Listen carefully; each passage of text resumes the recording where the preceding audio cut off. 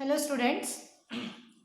Today we are going to start the next topic in the first year, that is so far we have discussed about general characters of bryophytes. Today the further classification of bryophytes in detail we are going to discuss. As we know, bryophytes they are further classified into two categories. The detailed aspect of the general characters in the previous video we have completed. Now the classification types of bryophytes we are going to discuss. So bryophytes are broadly classified into two categories, liverworts and mosses. Since I made two columns here, two columns. So separately we are going to learn liverworts and mosses. First, we will focus on the general characters of liverworts. See here why these members are called liverworts. They are like, because they are also called as, they are very flattened in their nature. If you see the thallus of liverworts, they are flattened. They are dorsiventrally flattened. What is the meaning of dorsiventrally? Dorsiventrally means, as you can see this diagram, this is the dorsal surface and the ventral surface is lower. The lower surface is called ventral surface and dorsal surface is called as dorsal surface. Thus, the plant body is called thallus, where the plant body is not differentiated into root, stem and leaf. Just a mass of tissue here, undifferentiated body, that is called thallus. It is dorsiventrally flattened. It is flat. It is not upright like a plant. It is horizontal. It grows along the ground in a prostate manner. In a prostate manner means along the ground it grows, and this is called dorsiventrally flattened structure. So hence the name liverworts. They are flat. They are flat and grow along the ground. So this is their organization. They are dorsiventrally flattened. And what about the reproduction? Here they are going to reproduce by means of asexual, sexual as well as vegetative propagation. So here, as you can see, the vegetative by fragmentation. It's very simple method of reproduction where the thallus undergo division. So thallus divides into number of pieces and each piece fragment gives rise to new thallus. Again it grows in the soil in a prostate manner. That is fragmentation. And asexual also takes place. Asexual reproduction by means of gemma or gemma formation. What are gemma? You will be given in the examination for 1 mark question. Define gemma or gemma. What are gemma? So gemma, actually these are here I have indicated. These are the gemma cups.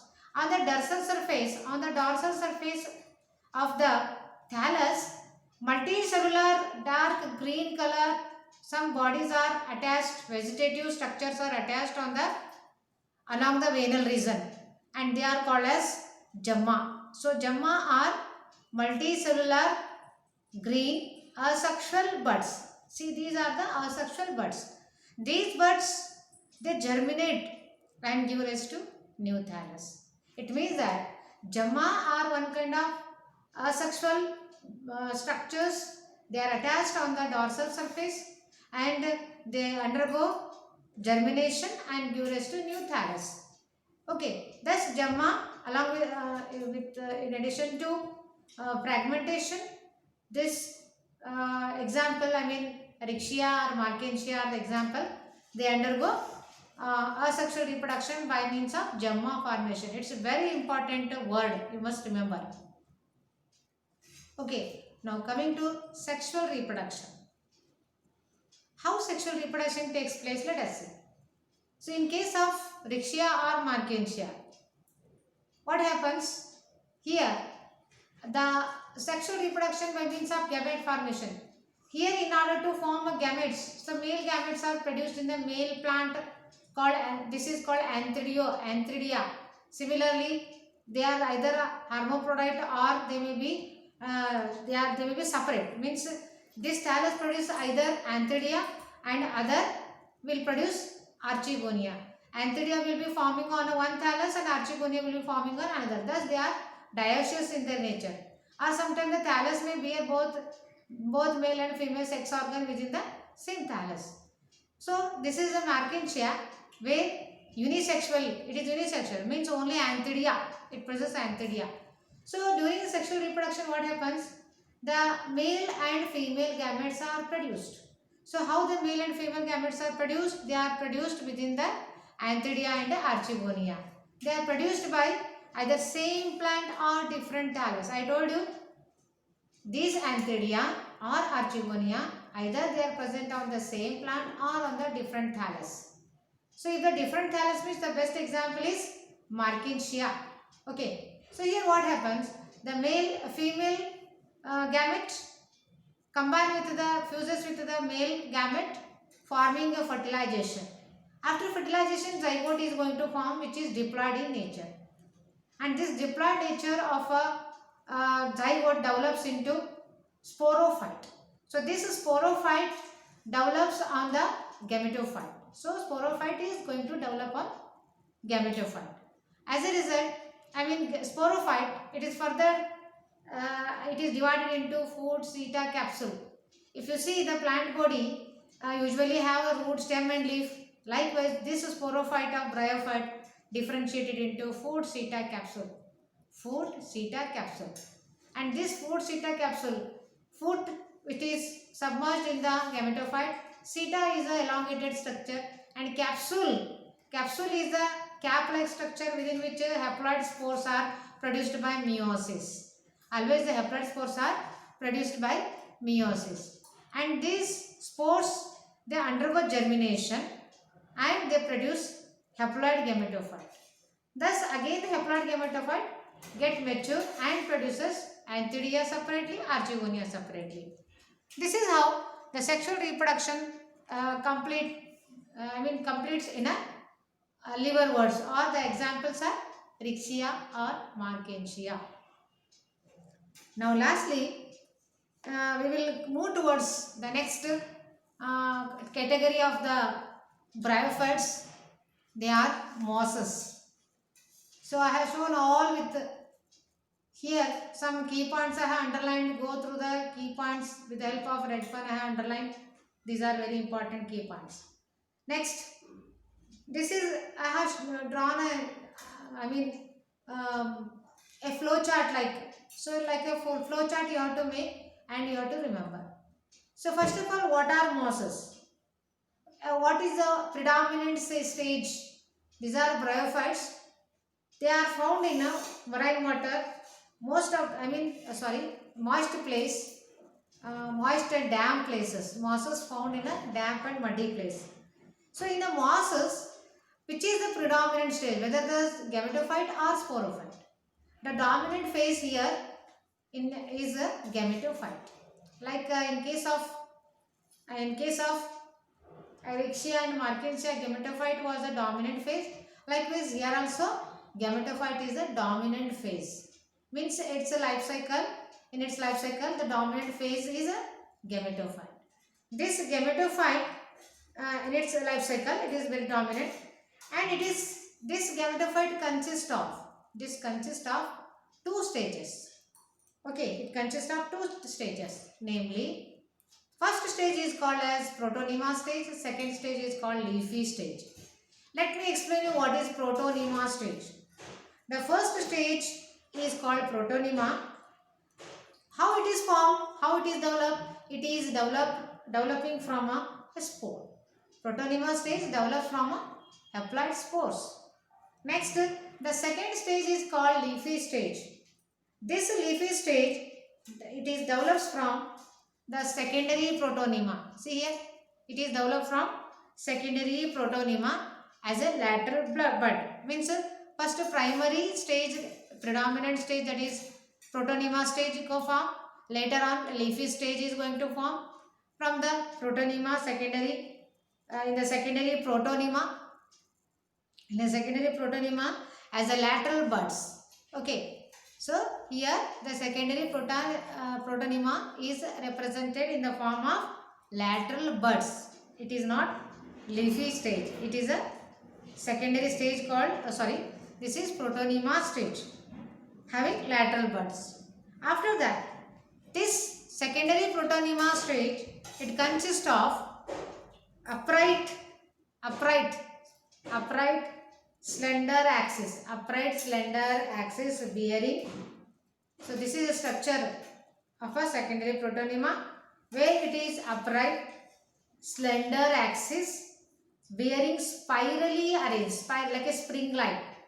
Spirally arranged leaves are there. Crowns of leaves are called spirally arranged leaves.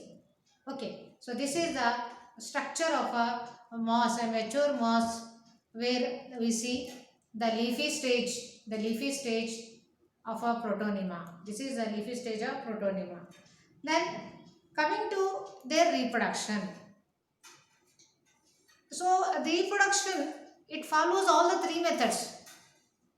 So I have not shown asexual here, but here sexual, asexual and vegetative. All the three methods are followed by mosses. How? First sexual, let me explain you.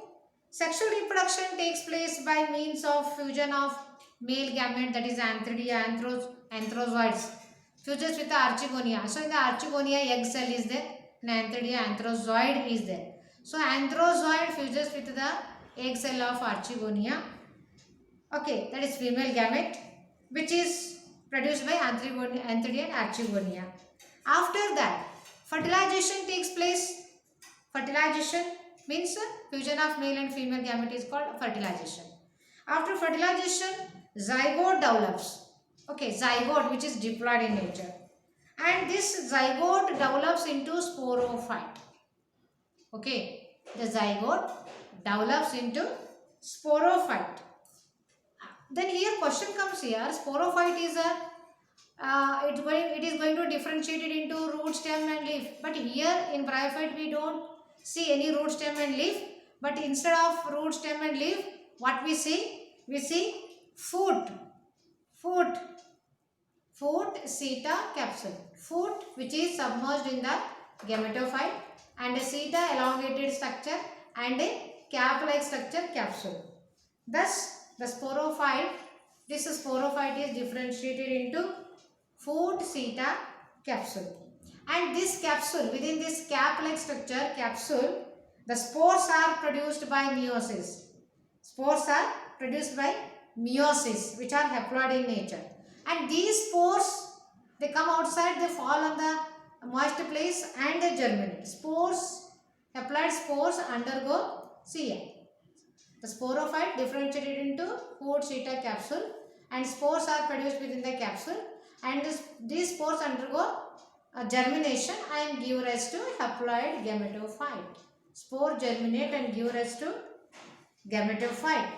And the example for the mosses are Funaria, Sargassum, Polytrichum. This is an example of this is Funaria. This diagram is of Funaria, showing foot, seta, both sporophyte and gametophyte. Here sporophyte, gametophyte are not independent. They are, sporophyte is growing on a gametophyte. This part is gametophyte, taking the nutrition from the gametophyte. Sporophyte is not independently growing, but it is growing on a gametophyte, which is represented by leafy like structure.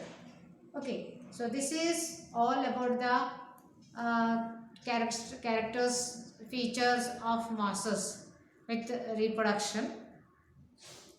Then here also we see fragmentation, that is by means of division, that is the fragments takes place. So here the thallus undergo number of division, divides into number of fragments, and each fragment means what? Fragment means piece. Each piece gives rise to new plant body. Similarly, it also reproduces, that is vegetative reproduction also by means of bud formation. Thus, fragmentation